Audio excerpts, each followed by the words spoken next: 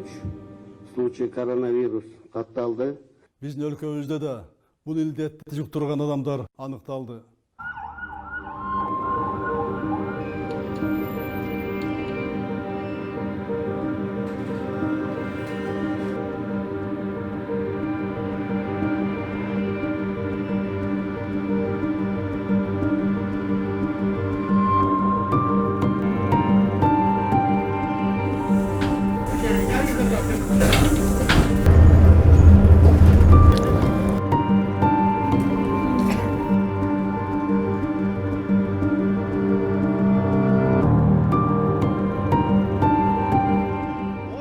Bargamız 2010 yılı.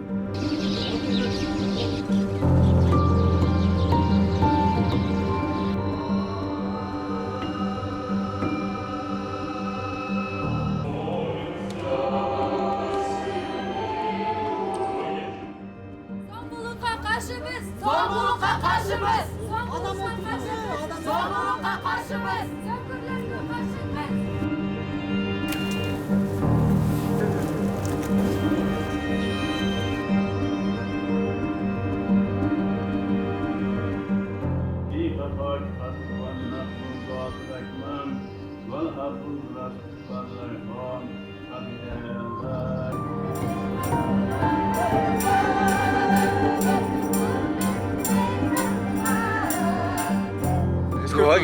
Eskirtip berse oğlum. Kılmış bir mafyanın ismi bilmiyor kaldı. Bişkek'e çayın arızdan par dürüstü yer yok.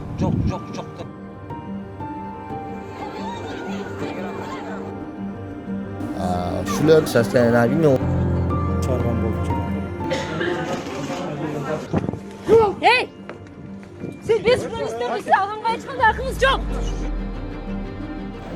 Biz